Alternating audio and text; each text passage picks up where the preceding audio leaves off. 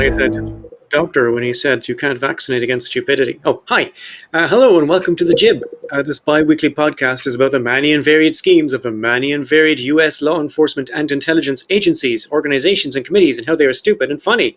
Join us on our merry journey through space and time. Hi, my name is Barry and I spent most of today making a Lego cat. Oh yeah, it's That is a Lego cat. it's impressive. Looks like Tim. It's very close to what my cat looks like, yeah. Hi everybody, I'm Seamus, and my New Year's resolution is to come up with better opening bits. The better opening bits. Okay. All right. Okay. That was a last minute, was it? Yeah. So was mine, so don't worry about it. I'm sick as fuck, folks. So yeah, we're lucky this is going on. So Yeah. So Today's episode, Seamus is sick, but he doesn't really have to do much. He'll just have to direct the photos, and I'll do all the talking. We're here to talk about Syria, because Syria fell to rebels. Even if I had done this script at the right time, I could say last week. But now it's a number of weeks ago now. Syria has fallen, as they say, or maybe Syria has finally got up. I don't know how you'd describe that. But I felt like I should do an episode on Syria. Now, people tell me the Syria situation is confusing. Oh, I don't understand how could you possibly not understand it? It's so simple. And okay, I have three tweets of my own there, right? Oh yeah, so no one knows what's going on in Syria, even the people who live there. That's from 2016. Now, there's one there from after that. Where are we? I've been writing about it, Israel. I've been writing about Israel for 20 years, and I'm still not entirely sure what's going on over there. But I'm a hell of a lot more clear on that situation than the one in Syria, though, right? That was from 2018. And then the third one is from 2019, and it says, I have no idea what the fuck is going on in Syria or who we should be supporting. Please send sources, right? So if you don't know what's going on in Syria, don't feel too bad about it. I did some reading. I did some thing. Still not entirely sure, but I'm going to tell you what I came up with, okay? And because I'm Barry, we're going to hear about this right from the start. Syria was run by the Phoenicians, who called themselves Canaanites and who spoke, in the words of Wikipedia, and I swear to God this is true, nothing to do with this, but a language indistinguishable from Hebrew, and whose famous towns include Beirut in Lebanon, Carthage in Tunisia, and Malaga in Spain. If you've ever been to Spain, you may be familiar with Malaga. It's a massive airport. In the 13th century BC, and then the Assyrians, and then the Babylonians, and then the Persians, and then the Greeks under Alexander the Great, and then the Romans, which takes us into AD, and then the Arab Muslims, and then the European Christian Crusaders, and then the Mongols for like 3 months, and then the Arab Muslims again from the other side, the Egyptian Mamluks meaning the freed slaves, right? And then as the Ottoman Empire in 1516 under Sultan Selim I, right? Okay. So from 1516 until the 1900s, the Ottoman Empire was quite stable and quite pluralist. Mm-hmm. Like if you were a Jew or a Christian in the Ottoman Empire, you'd be more or less okay. No one's going to knock on your door in the middle of the night, right? So it was pretty stable until World War One.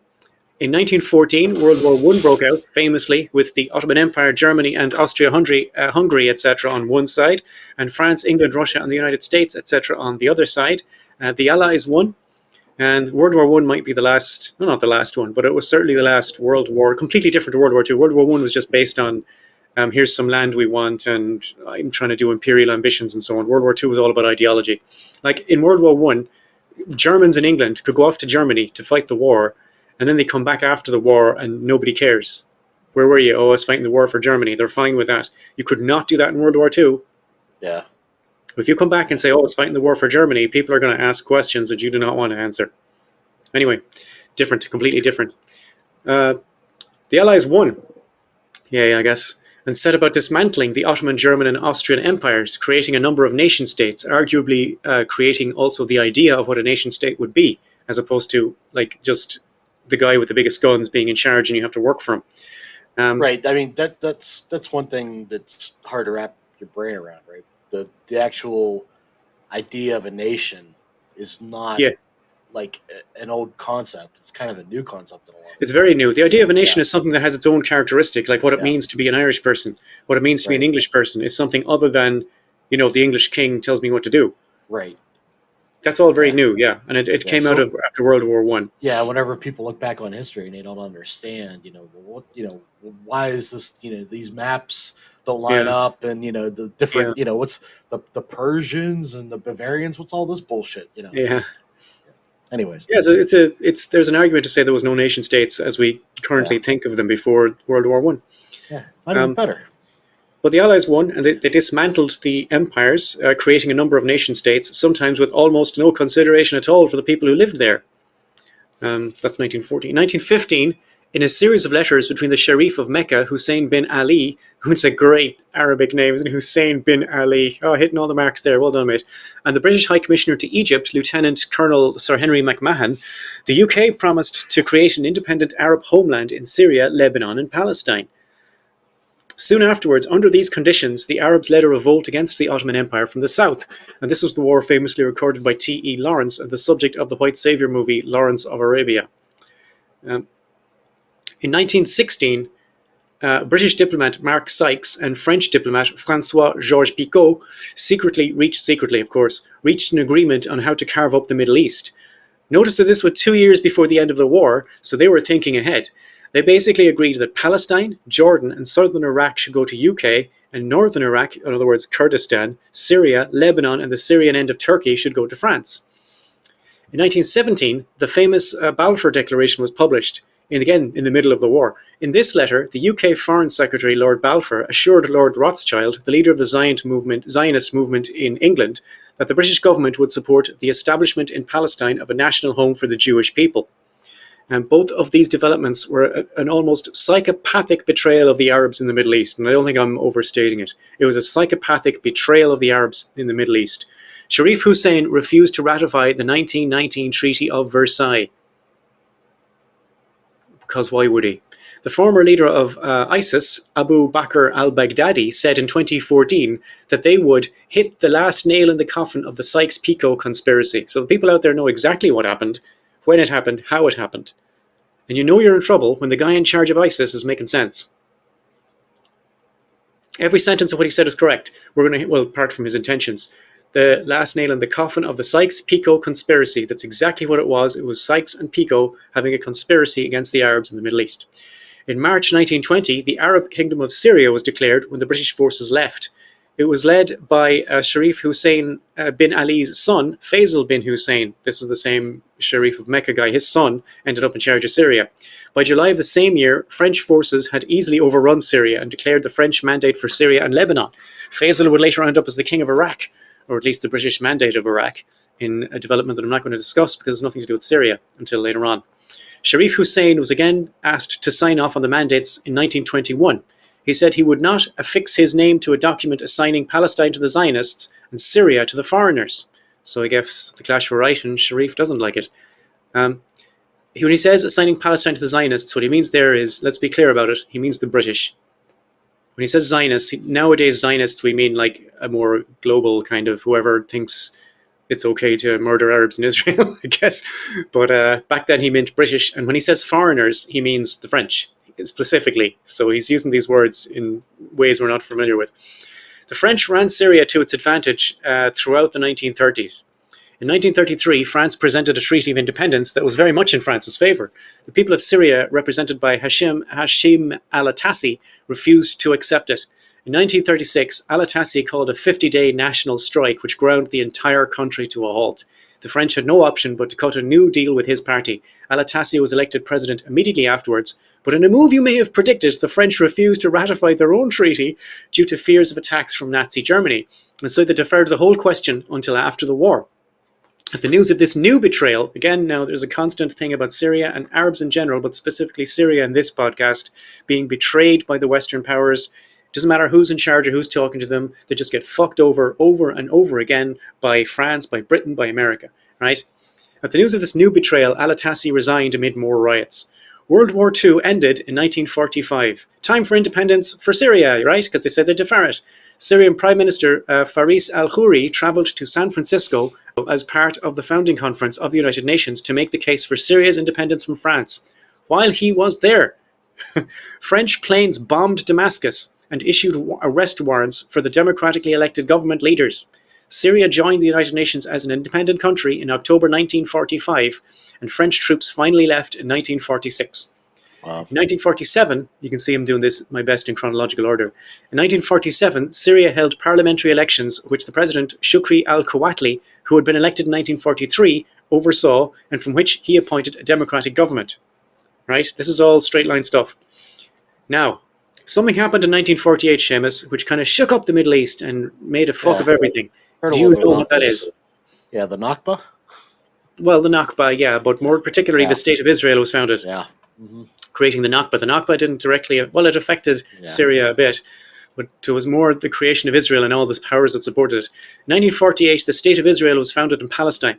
This immediately and maybe permanently caused violent responses from the various Arab countries who lived around Palestine, namely Egypt, Transjordan meaning the country across the Jordan, right? Transjordan, Iraq, Lebanon, and Syria. The following day, the Syrian army was under instructions directly from al-Quwatli to destroy the Zionists, right? This time Zionists means not the British, it means the Zionists. The Israelis comprehensively won that war as a result of some poor planning by the Arabs and their almost comical inability to work together, which is, it's funny in one way and another way not so much. The Syrian government openly claimed, for instance, that they would be happier seeing the Jews in Palestine rather than King Abdullah of Jordan. So that's how much they didn't really get along. Yeah. Another factor was the fact that the IDF at the time was less of an army. Right, in 1948, they weren't really a together army, the IDF. They were more or less a group of seasoned paramilitary Zionist gangs, mostly made up of Haganah, so they didn't have to, they could just use the terrorist thing. Sure. This is before they really constituted themselves. By the end of the war, the State of Israel controlled all of the land in the UN agreement for a Jewish state, which is fine. Who cares? They also controlled most of the land in the UN agreement proposed for an Arab state. Wait, now, hang on. In another betrayal by European invaders, the Israelis took West Jerusalem, which was clearly earmarked as an international city under UN control in the UN agreement. Once again, the Syrians, and the Arabs generally, would learn that the Europeans cannot be trusted. Also, now that Israel had established itself as a genuine power, and the most powerful country on the planet was apparently willing to stop at nothing to support it, everything would change. Everything got a lot more unstable, and perhaps in Syria more than anywhere else. But the mandate by which Israel was created by the UN was completely invalidated by everything Israel did. Mostly, the big thing wasn't so much taking the Arab land at the start, it was taking West Jerusalem. It was just a complete violation of everything the UN agreement was about. Anyway, we're not here to talk about Israel. That'll be another episode that'll get us definitely cancelled. When we talk about coups, in general, we talk about coups a lot. When we talk about coups in the show, we can usually say something like the 1954 coup in Guatemala, which is Operation PB Success, when Chesh handed me my ass, or the 1973 coup in Chile, our episode Operation Fubelt, or the 1954 coup in Iran, which we call Operation Ajax, the 1953 coup. Sorry, I meant 1953. But in our episode Operation Ajax, but we're going to need a more precise system for Syria, right? So we're going to have to put it down to the months. In March 1949, a coup in Syria removed democratically elected President Shukri al-Quwatli of Destroy the Zionists fame and put Colonel Husni al-Zaim in charge. The reported reason for the coup was the poor leadership of al-Quwatli, especially with regard to his management of the army during their defeat during the war I just spoke about. The real reason may have been the Syrian resistance to the Trans-Arabian Pipeline, TAP, which we have a map of there, I think. Yeah, that's it. That red thing is TAP, the Trans-Arabian Pipeline. You can see it goes right through Iraq and then it cuts through Syria to the sea. Still playing a role in what's going on now, isn't it? Well, not that particular one, but the basic theory, yeah. Okay. The real reason may have been the Syrian resistance to the Trans-Arabian Pipeline, the TAP, which would give the US easier access to oil. Another secondary factor may have been al-Quwatli's rabid hatred of Zionists, which would make things difficult for US foreign policy in the future. Al-Zaim was much friendlier to US interests. For instance, before the coup, he presented the US with a list of communist assassination targets. Oh. That's how you know guys pro-American, right? Yeah. Here are all these communists when he murdered. Do it. Yeah. The March 1949 coup was arranged by Stephen Meade, a CIA agent who had become friends with al-Zaim under Meade's cover as a cultural attaché with the US State Department. Now we keep hearing this. The CIA agents are masquerading as State Department employees all over the place, right? Yeah, it comes in handy. Yeah, it gets you into a country as well. Another architect of this coup was Miles Copeland Jr., who would also be involved with the Iranian coup of 1953. In Copeland's book, The Game of Nations, he says that Meade suggested to al-Zaim the idea of a coup d'etat, advised him how to go about it, and guided him through the intricate preparations. The US was the first country to recognize al-Zaim's government, followed by the UK, which should tell you everything you need to know about that. Yeah. Al-Zaim approved TAP, the world's largest oil pipeline system at the time, in May. He signed the Israel-Syria armistice agreement, formally ending hostilities in July. He moves fast, this guy. It happened in March. In May, he signed the oil agreement. In July, he signed a peace agreement with Israel. In August of that same year, 1949, al-Zaim's government was overthrown by a group of army men led by Colonel Sami al-Hinawi, who had joined al-Zaim in the March 1949 coup. A bunch of men who did the earlier coup now did another coup. In December 1949, al-Hinawi's government was overthrown by Colonel Adlib Shishakli. Shishakli declared martial law, put paintings of himself in lots of public spaces, banned all the political parties, shut down the newspapers that were critical of him. During this time, the US offered him a lot of money and military aid to settle Palestinian refugees in Syria and nationalize them. In other words, make them Syrians. Right. Despite being an egomaniacal dictator, Shishakli refused to do anything that might help the Israelis and therefore the West. In 1953, he held a blatantly rigged election to make himself president, and a resistance movement led by our old friend Al-Attasi gained influence. So now we've had the year of 3 coups. Right. Yep. There's more coups to come, guys. I don't want to spoiler alert you. In 1954, Shishakli's government was overthrown by Al-Attasi again, leading an alliance of the Syrian Communist Party, the Ba'ath Party, and the Druze, who are a religious minority whose areas were being shelled by Shishakli forces led by Sultan Al-Atrash. Shishakli managed to avoid a full-scale civil war by decamping to Lebanon. He just left. Now, you will have noticed the word communist in the last paragraph. Yes. The new government also made it clear it was not interested in joining the Western obsession with fighting communism. So the alarm bells were already ringing in Langley, I guess. In July 1956, the CIA, represented by Archibald Roosevelt, and Archibald Roosevelt is he's a cousin of the Kermit Roosevelt, who arranged the Iranian coup. Right. So this Roosevelt guy, I guess it's a family business. Anyway, Archibald Roosevelt met with disaffected Syrian officers to discuss a takeover of Syria in 1956. The idea was to quickly take control of Damascus, Aleppo, Homs, and Hama. The borders with Jordan, Iraq, and Lebanon would be shut down. The radio stations would announce that Colonel Kabani had taken over. Operation Straggle, as they called it, was funded by the CIA and approved by Eisenhower on the recommendation of John Foster Dulles, who was one of our returning champions. Right? Yeah. Now, they were just about to pull the trigger on this thing, on Operation Straggle, when something happened in 1956, which was also dramatic. Do you remember? What's that? Something dramatic happened in 1956. Do you remember? Sputnik. Yeah, but in this part of the world, in the Middle East. Elvis. No, it's the Suez Crisis, which only tangentially involved Elvis Presley. Okay. To summarize very quickly, which will probably be its own episode at some point, Egyptian President Gamal Abdel Nasser nationalized the Suez Canal. In other words, he removed it from French and English ownership by force because it's Egyptian. Did he know he was allowed to do that? Because that just doesn't sound right. I think he knew it was trouble when he did it. Yeah, it's just, if you're not supposed to actually take control of your own resources. Yeah, you're not. What are you doing, man? I mean, yeah, come on. But I don't think he was expecting the violence of the response. The response was a full-on military invasion by the British, French, and Israeli armies. A week later, the 3 countries were talked into standing down by a fairly robust alliance of the US, the USSR, and most of the UN. It was. It's interesting that all those people can get together that quickly on something like that. Yeah, that's an interesting bed for people to be lying. When the US basically said we don't want this to happen, and then a week later the Israelis were out, which just goes to show that this whole thing in Israel could end tomorrow with one phone call from Joe Biden. Weird, huh? Yeah, it was a massive big deal. Piece of shit. Sorry. Yeah, good. It was a massive big deal, but of only tangential importance to this episode. So that all you need to know is that it happened and it was dramatic. In October 1956, John Foster Dulles sent a message to the director of the CIA, his brother Alan Dulles, another one of our returning heroes, and he sent a message about Operation Straggle.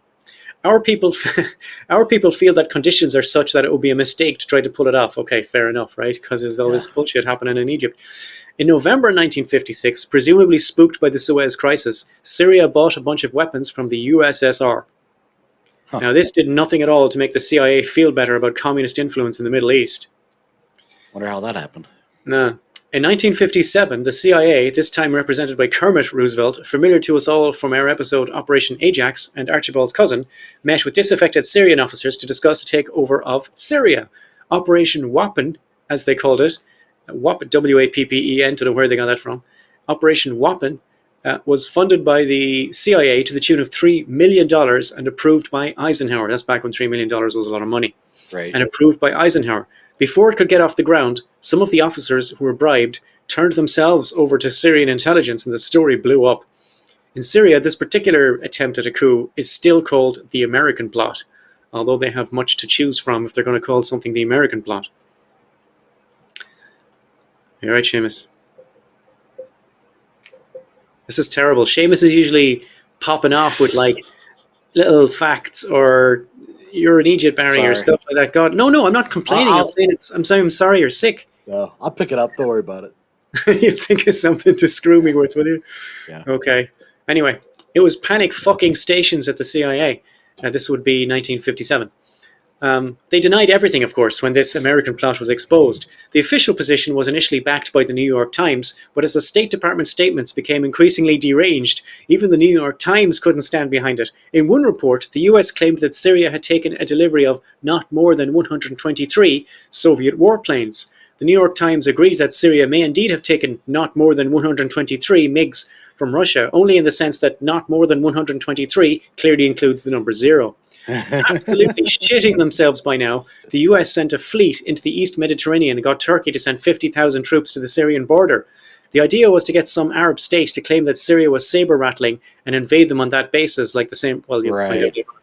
And unfortunately for the Americans, despite a lot of major differences between Arab countries that we discussed before, they could not find a single Arab country to sign on to this stupid plan. All of the military deployments were quietly withdrawn, and Operation Wappen was allowed to die naturally, surrounded by friends. Operation what again? Wappen. That's a fun name. Yeah, are you looking at my script? Yeah. I've misspelt it there. The second one is misspelled it.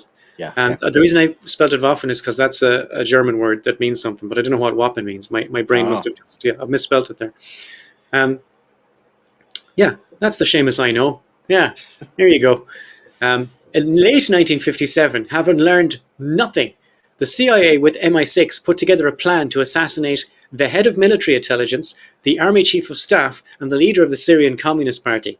This was part of a larger plan to make Syria look like the sponsor of plots, sabotage, and violence directed against neighboring governments, with the hopes of convincing Iraq, Jordan, Lebanon, and Egypt that something had to be done by this Syria thing. When Egypt signed defense contracts with Syria, the plan was dropped because they knew if you live in the area, you know, but the CIA is coming in saying, oh, Syria is dangerous. You must be really scared of Syria. Man, we don't give a fuck. In fact, you were signing all these defense contracts with them. They're fine. Maybe you should fuck off. What the hell? Yeah. But that's something you'll hear again, like, oh, these people are dangerous. You have to defend against. That's something that, Repeat, rinse and repeat. Rinse and repeat. In 1958, after months of negotiation, now this is interesting. After months of negotiation, Syria and Egypt merged into one country called the United Arab Republic, which is weird because if you look at a map, Syria's up here and Egypt's down here. Yeah. And it has Lebanon and Israel in the middle. But they were one country called the United Arab Republic. While Syrians, and especially Ba'athists, were initially delighted, it soon became apparent that they were being steadily reduced to a shitty northern province of Egypt, as their own cultural and political institutions were being slowly dismantled or deprioritized. In 1961, in 1961, another military coup led by Abdul Karim al-Nahlawi ended the United Arab Republic and put the secessionist government in control of the new independent Syrian Arab Republic, which is the current official name of Syria. Yay. Yeah, exactly. After this perceived failure of the Ba'athist dream of united Arab everything, the Ba'athists had to regroup and think. In March 1962, another military coup, also led by al-Nahlawi, don't ask me questions, was attempted by many of the same people who did the 1961 coup, but it didn't work. In February 1963, a coup in Iraq not Syria. A coup in Iraq called the Ramadan Revolution put the Ba'ath Party in charge of Iraq. The United Arab Everything was back on. United Arab Everything. In March 1963, inspired by their Iraqi branch, the Syrian branch of the Ba'ath Party seized control of Syria. The Ba'athists were in favor of a one-party state and totalitarianism, exerting influence over every aspect of public life through repression in the police state. This coup also represented the rise of the Alawites, or they're certainly on the way up, an Arab minority in Syria who, like the Druze, were being oppressed and found redemption through fortuitous political alliances. International observers were now forced to take the Ba'ath Party seriously. A key participant in this new coup was Hafez al-Assad, and the guy who led the previous two coups, Abdul Karim al-Nahlawi, was exiled from Syria and currently lives in Saudi Arabia. And that's how recent this is, because that guy is still alive and living in Saudi Arabia. Okay. I mean, he's 93 years old, but he's alive and he lives in Saudi Arabia. Yeah. In November 1963, another coup in Iraq got rid of the Ba'athists, and the Ba'ath Party was banned. So United Arab Everything is off again. Efforts were made to restart the union with Egypt, but they faltered as the Ba'athists systematically removed everyone in favor of the United Arab Republic from positions of power, leaving no one but Alawite Ba'athists in these positions. In 1966, I was up with my top 10, sorry. In 1966, another coup in Syria by the younger Ba'athists of the military committee, led by Salah Jadid, liquidated the entire older Ba'athists of the National Command from the Syrian government, transforming it away from a republic and into a blatantly militaristic organization. Many leading Ba'athists were exiled or fled to Iraq during this coup. Even though the Iraqi and Syrian branches of the Ba'ath Party had disincorporated themselves, they're now separate organizations. They still call themselves all Ba'athists. The old Ba'athists were very upset and insisted on Syria now. Were very upset and insisted that the younger Ba'athists were an entirely different organization, which they called Neo-Ba'athists. The major difference was that the army was no longer even ostensibly under the control of civilian administration, but in charge. Munif al-Razaz, the last Secretary General of the National Command of the original Ba'ath Party, said that the new Ba'ath Party was and remains Ba'athist only in name, that it was and remains little more than a military clique with civilian hangers-on. And that, that's kind of accurate. Salah al-Din al-Bitar, the ex-prime minister and co-founder of the Ba'ath Party, said of the 1966 coup, the 1966 coup marked the end of Ba'athist politics in Syria. Michel Aflaq, ex-general secretary and co-founder of the Ba'ath Party, said, "I no longer recognize my party." So, I guess that's the 60s, man. The old people just don't get it. Hafez al-Assad was a key participant in this coup too, and was Minister of Defense in the new government. His brother, Rifat al-Assad, was also actively involved by directly attacking the private residence of the president, Amin al-Hafiz, with a squadron of tanks. That'll do it, right? Lovely. Not lovely building. Damascus, the top 10 is the top 10 falls of Damascus. I said Damascus was run by the Phoenicians, but Damascus predates the Phoenicians by at least 3,000 years. It is the oldest capital city in the world, continuously inhabited capital city in the world. The Umayyad Mosque in Damascus, that thing, is the fourth holiest site in Islam. The head of John the Baptist, revered in Islam as the prophet Yahya, is believed to be in a shrine inside the mosque, along with one of only 4 authorized original copies of the Quran. Wouldn't mind getting my hands on an original copy of the Quran. Here are the top 10 falls of Damascus. 732 BC, Damascus fell to the Assyrians under Tiglath-Pileser III. Sometime in the 600s BC, after the fall of the Assyrian Empire, Damascus fell to the Babylonians. 500s BC, Damascus fell to the Achaemenid Empire of Persia. 333 BC on the button, Damascus fell to Alexander the Great. 635 AD, Damascus fell to the Rashidun Caliphate, which was based in Arabia. 750 AD, Damascus fell to the Abbasid Caliphate, based in Iraq. 1174 AD, Damascus fell to Saladin of the Ayyubid dynasty, which was based in Egypt. 1260 AD, Damascus fell to the Mongols, who were based in China. 1260 AD, the same year, yes, Damascus fell to the Mamluk Sultanate, which was based in Egypt. The Mamluk Sultanate, Mamluks were freed slaves and various people who managed to get their shit together and come out from under subjection, I guess. 1516 AD, Damascus fell to the Ottoman Empire, as I described before, and in 1920 AD, Damascus fell to the French. The bonus round is Al-Qaeda-linked rebels, funded by the US, took over Damascus in November 2024. Yay, I guess. Anyway, that's the top 10 ending. And now we're back on again. In 1967, Israel had occupied and planted, planted meaning put farming land in, sowing, occupied and planted various parts of the agreed upon demilitarized zone, which caused Syria to attack Israeli positions. Right?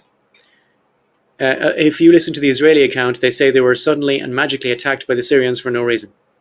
In May 1967, Egypt announced its decision to close the Straits of Tiran on the other side of the Sinai Peninsula of the Suez to Israeli ships.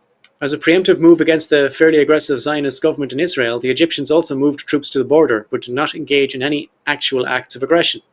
In response, in early June, the Israelis blanket bombed all Egyptian airfields and kicked off a ground offensive, starting the Six-Day War. Syria joined the war by bombing northern Israel.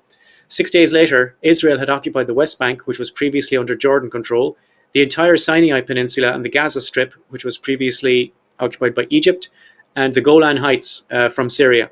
Around 100,000 Syrians were expelled from the Golan Heights as a result. None of this did anything for the stability of the Syrian government, which settled into a power struggle between Jadid, who controlled the Ba'ath Party, and al-Assad, Hafez al-Assad, who controlled the army. You have a photo of Hafez al-Assad there, I think. Yes, I do. There's Hafez al-Assad. Look at him there. He's after winning something. Win a game of Scrabble, maybe. He's got a very, very large head. He does have a big head, gigantic forehead.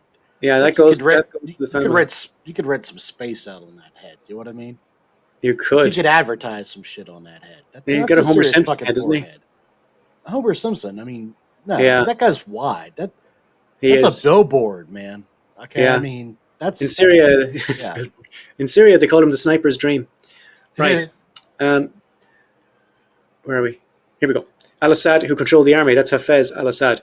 The struggle culminated in another coup. You're keeping track, folks. Another coup in 1970 called the Corrective Revolution. That's what he called it. It was a quiet revolution. Corrective. That's great. That's great. It is, isn't it? It was a quiet revolution. We call it a quiet revolution because nobody died. It was just a power struggle. The only clue to otherwise known as a bloodless coup. A bloodless coup, exactly. I guess that's what I should have called it. Quiet revolution, a bloodless coup. No one died. The only clue to other countries that anything had happened at all was the fact that all the radio stations went dead and the newspapers stopped printing. Some of the party leaders were offered diplomatic posts in foreign countries, and most of them accepted, but Jadid himself refused. If I ever take power, you will be dragged through the streets until you die, is what he said to Hafez al-Assad to his face, which is pretty cool. This earned him a life sentence in prison, which, if you know anything about Hafez al-Assad, is very charitable. Yeah. Hafez al-Assad was now running a military dictatorship and started to rewrite all the rules of what Ba'ath meant. Differences between regular Ba'aths and this Ba'aths is a conscious effort to grow closer to the USSR and set up alliances with other Arab countries specifically to oppose Israel. He also established a cult of personality around himself and his family, which has nothing to do with Ba'ath. Anyway, in 1971, Assad conducted a number of purges of the Ba'ath Party to consolidate his position and place minority Alawites in positions of power in the party, armed forces, secret police, media, the education sector, religious and cultural spheres. Alawites were just taken over all over the place. Many of those purged were sentenced to death and forced to flee, mostly to Iraq, where the other branch of the Ba'ath Party had taken over again. Going to have to do a Iraq episode to make sense of this, aren't I? Yeah. During the 1973 Yom Kippur War, Syria managed to capture the Golan Heights, but a counteroffensive by Israel managed to reoccupy it, with the IDF shelling Damascus shortly afterwards from tanks parked just outside the city. Now, the reason I'm mentioning all these things is because, again, these things are within living memory of people living in Syria right now. And it matters. These things matter. The Soviets had sent destroyers to the Mediterranean after the Israelis shelled some Soviet military who were fighting with Syria. A peace treaty was signed, but the Israelis, predictably, kept breaking it by continuing to shell Russian positions. USSR Prime Minister Leonid Brezhnev asked for US help to enforce the ceasefire, which was ludicrous for obvious reasons, but it did allow him to say, I will say it straight that if you find it impossible to act jointly with us in this matter, we should be faced with the necessity urgently to consider taking appropriate steps unilaterally. We cannot allow arbitrariness on the part of Israel. Now, of course, all of that is correct. And Brezhnev knew that the US wouldn't support him when he said it, but I'd say he kind of was looking for the opportunity to say that out loud. Sure. It's ridiculous that the Israelis are being allowed to get away with this. You have to join us as part of an international effort to stop the Israelis from breaking all their treaties, right? And he knew, that we were funding them then. So, I mean, yeah, he knew that. Nothing changes. Well, no, It's another proxy war, practically. So yeah, it's already a proxy war, yeah. Absolutely shitting themselves again, the US went to DEFCON 3, which rattled and mystified the Soviets who just wanted Israel to stop shelling them. They were happy enough to observe the ceasefire. They just wanted the Israelis to stop shelling. Meanwhile, when asked for help, the US goes to DEFCON 3. The Russians were not expecting that. They were expecting a lack of help, but they were not expecting the US to go to DEFCON 3. Defense Condition 3 means how close you are to nuclear war and how much you should worry about it. What year was this? 1973. So that would be Nixon. Yes. Yeah, that kind of makes sense because he had that kind of off the chain dog kind of thing, where he always wanted to, hike up and look, crazy and all that. That's his response. I mean, yeah, that makes sense. Okay. Yeah. Who could have? It doesn't make sense, but it makes sense that it makes sense that it's Nixon. Yeah. Exactly. Yeah, that's what I mean. Yeah. Who could have imagined the Americans would be so easily frightened, said one senior official. The head of the KGB advised caution, saying, "We shall not unleash the Third World War." So the KGB are kind of thinking, what the fuck is going on in America? Why are they shitting themselves? Just stop bombing us, Things de-escalated after that and went back to whatever the Syrians have instead of normal. Now, Hafez al-Assad, as you can guess, was one of these dictators who was a piece of shit. Probably the best example of the brutal nature of al-Assad's brutal dictatorship was, I said brutal twice there, it's bad editing, isn't it? Yeah. Was the 1982 Hama massacre. Sunni Muslims, organized under the Muslim Brotherhood, had been conducting an insurrection against the Ba'athists. Oh, by the way, throughout the Hafez thing, there was always little groups on the edge of Syria, rebel groups constantly fighting the whole time. There was never a time under Hafez, and probably under anybody else since 1948, where Syria was just allowed to be themselves. There was always somebody picking at them on the sides. But these are Sunni Muslims organized under the Muslim Brotherhood, and they were based in Hama. Hafez al-Assad gave the order to shut down the city of Hama in the middle. It's in the middle of Syria, on the coast, but in the middle, on the road between Homs and Aleppo. His brother, Rifat al-Assad, led the operation. All electricity and food supplies were blocked for months, and then the killing began. It has been described as a genocidal massacre because of the sectarian nature of the killings and the single deadliest act of violence by any state on its own people in modern Arab history. Tens of thousands of Syrian civilians were murdered and the city was more or less destroyed. In December 2013, an international lawsuit was filed against Rifat al-Assad for extrajudicial killings, large-scale torture, sexual violence, mass rapes, summary executions, and forced disappearances. In 2023, the Federal Criminal Court ordered the extradition of Rifat al-Assad, and Switzerland issued an arrest warrant for him. He is currently in exile in the United Arab Emirates. People in Syria remember this guy is still alive and living in the United Arab Emirates. There's an arrest warrant out for him for a Federal Criminal Court for the whole gamut of war crimes, right? Well, that's the old man, right? No, that's his brother. Oh, okay. Yeah. Sorry, that's what you threw me. The old man is Hafez. This guy's Rifat. I was say I thought Fez died, but yeah, okay. Hafez did die later in the script. Yeah. Sorry, but one thing to pay attention here for this for a second though is that we're going to talk about something that's some people have controversial takes on as to whether or not a dictator would actually attack his own people. There's been some discussion over that. And whenever you see Dad flat out did this to his own people, why is it such a hard leap to think that son would not? Just saying. Anyways. Al-Assad would not have regarded these people as his own people. He would not have regarded them as his own people.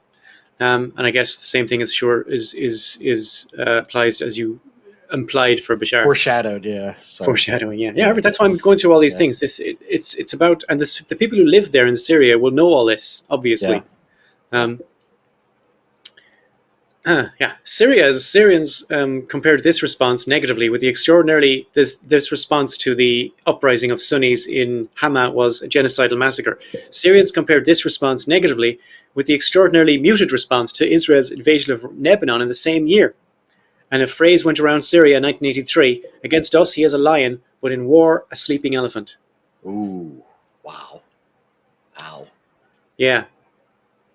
Nevertheless, choosing when to be vicious and when to be a coward kept Hafez al-Assad in power until his death in 2000 when his son Bashar al-Assad inherited the family business.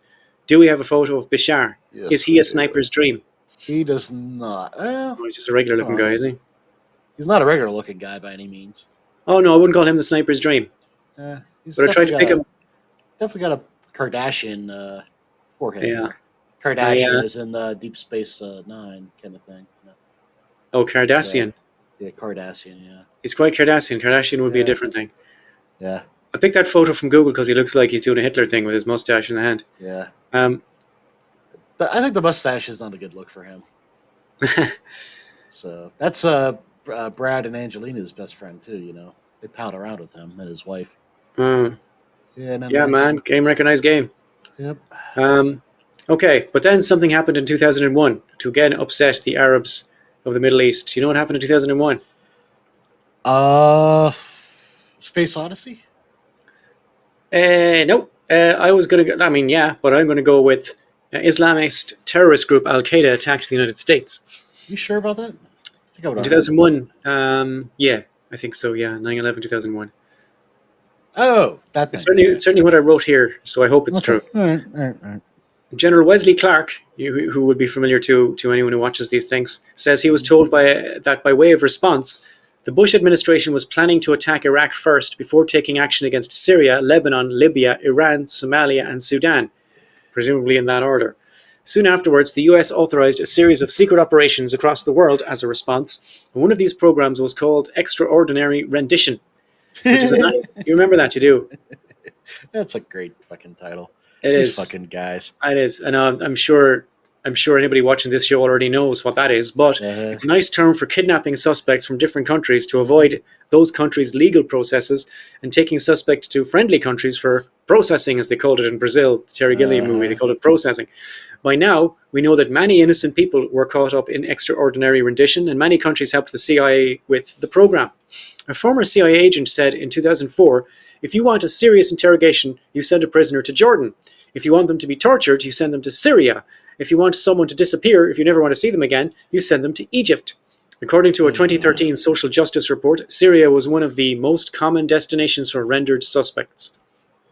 Okay, so this sad guy is cooperating fully with the US at this point, right? Sure.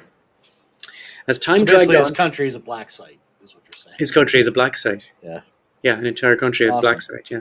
As time dragged on, it was clear that Syria was actively supporting Hezbollah in Lebanon and helping rebels in Iraq, which, along with their status as allies of Iran, badly damaged the diplomatic relationship built up by their use of their security state torture apparatus in extraordinary rendition. As part of the Arab Spring, a series of uprisings which began in Tunisia in 2010, Syria was plunged into a very complicated civil war in 2011. Now, I have a photo there of a very complicated civil war, not a photo, an image. That's perfect. Now, you don't need to know anything, but that's the civil war in Syria in one year. What? Hang on, let me blow it up. What's the date on that? That's from 2016, right?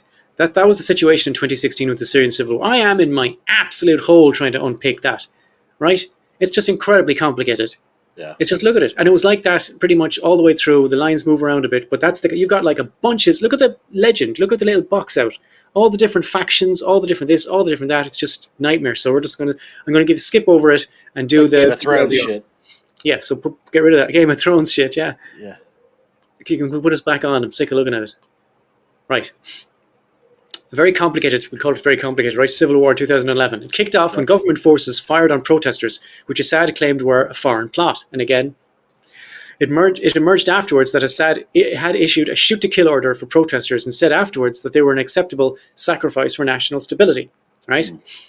Oh, are we looking at something else? We're not, sorry. The protests intensified. No, we're good. The Syrian government arrested tens of thousands of people. The war attracted outside interest.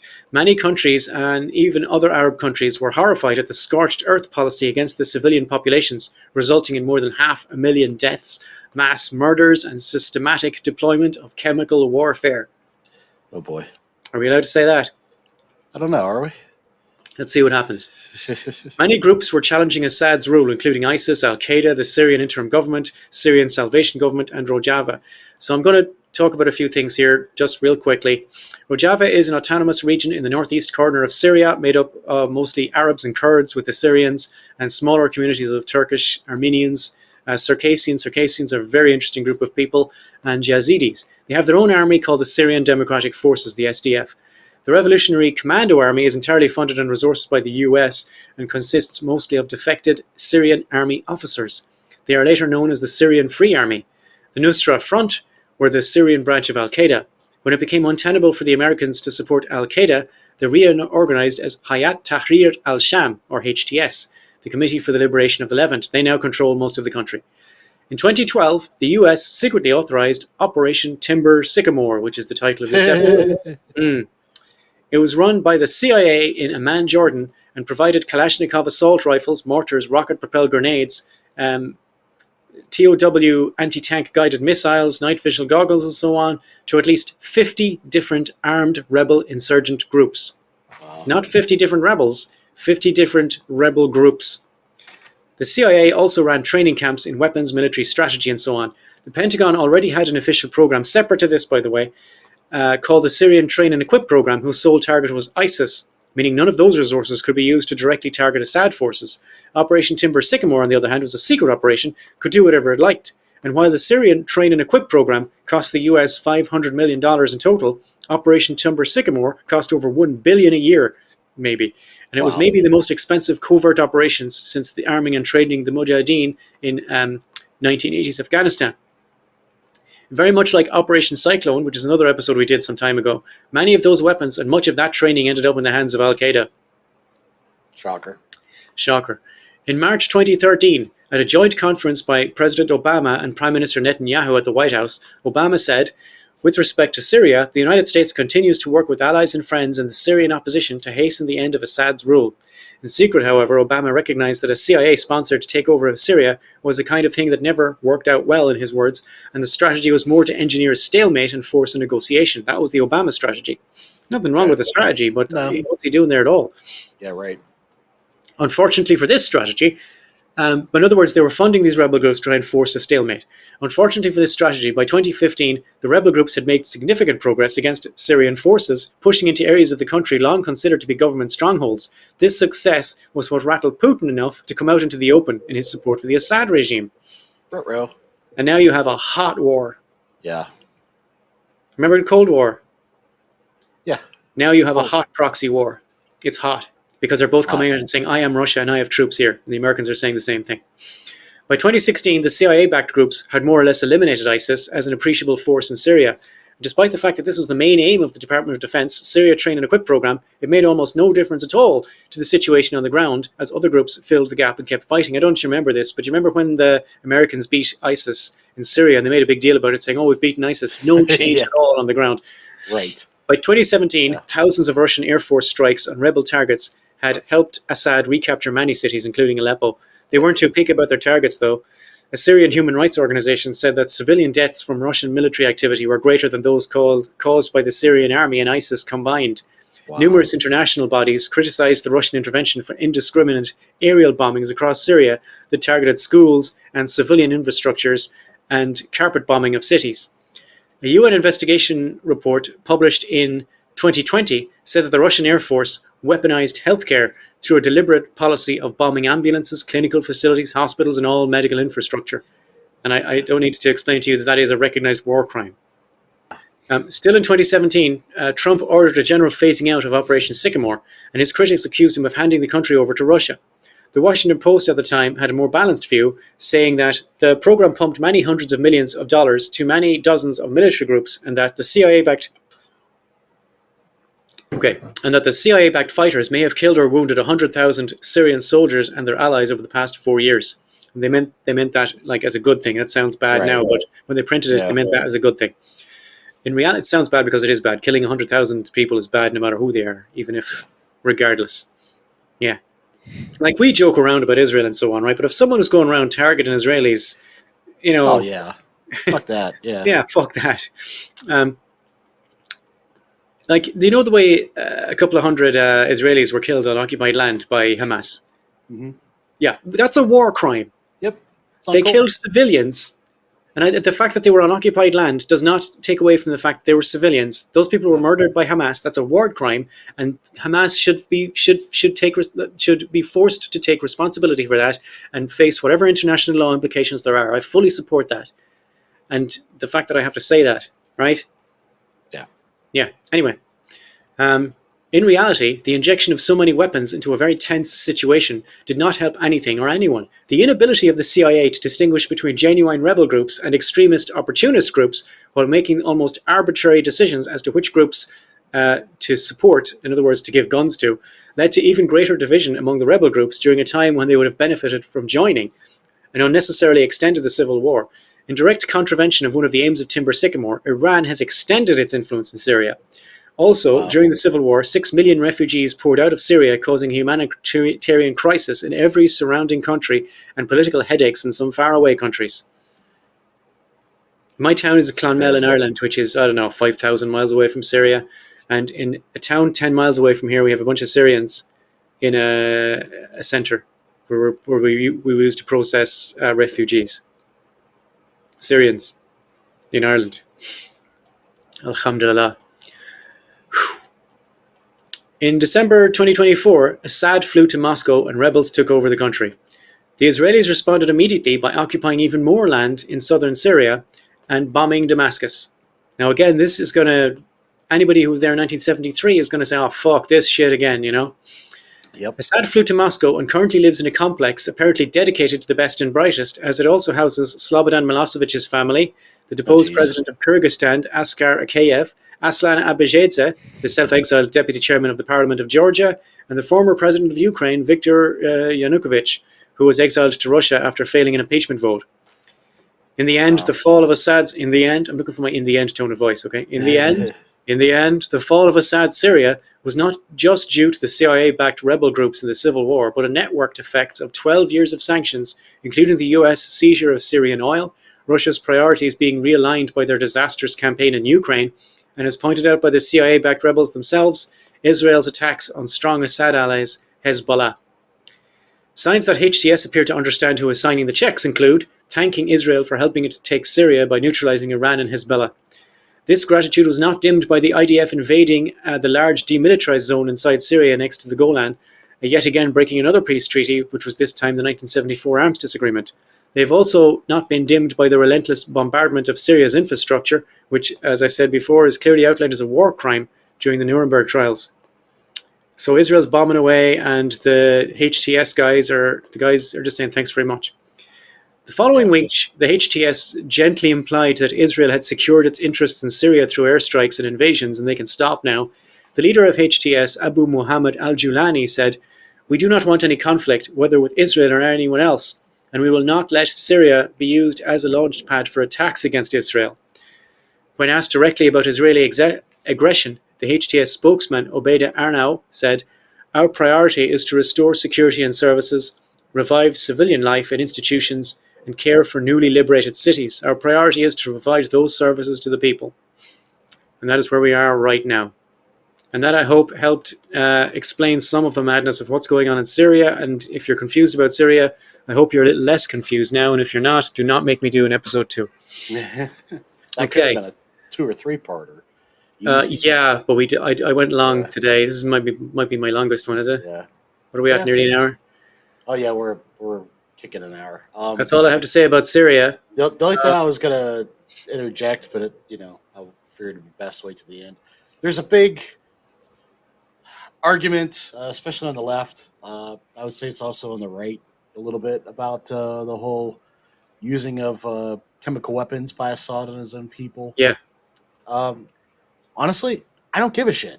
I don't care if it was chemical weapons or conventional weapons. Oops, camera. Yeah, I know my camera is being crazy. Okay. I'll fix it. It doesn't matter, right? I mean, he still carried out violent acts on his, on civilians for no fucking reason. Well, no, Seamus, hang on. It doesn't matter if it was chemical weapons or not. If I was murdered, I think I'd rather be murdered. If I was a dead person, I'd feel a lot better about it if I died by a bullet rather than gas. I'm not saying that, okay? But at the end of the day, it doesn't matter. That's all. No, it doesn't matter. It just doesn't fucking matter. War crimes are war crimes. Yeah, it's still a fucking war crime. In the Rwanda genocide, they used machetes, and that's still war crimes. Yeah. So I don't know. What's going on? It's all gross.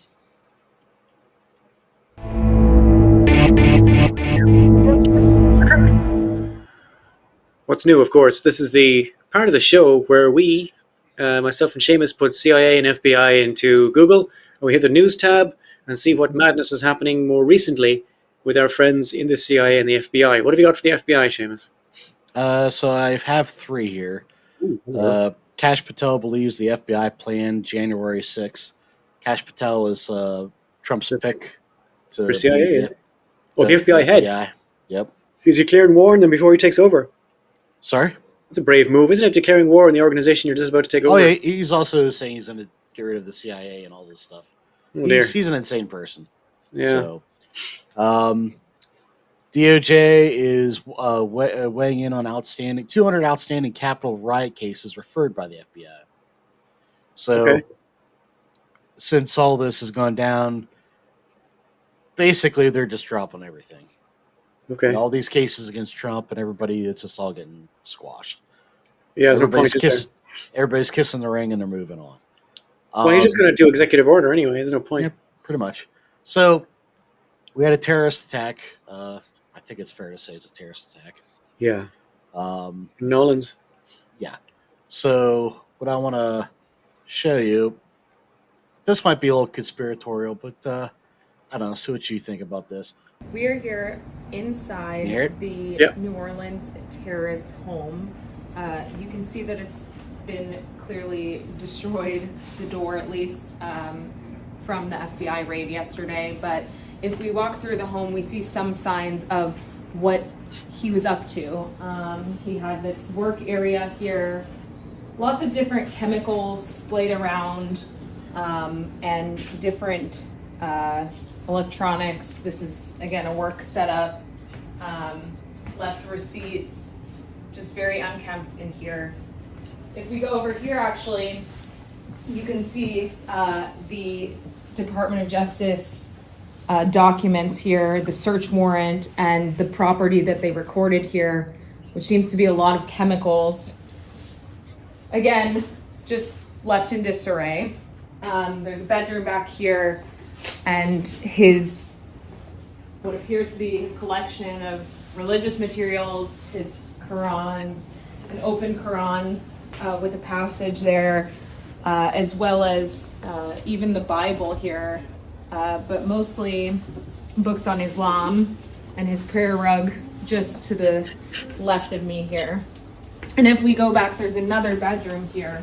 You can see he left all these belongings, contact lenses, personal belongings, his bathroom.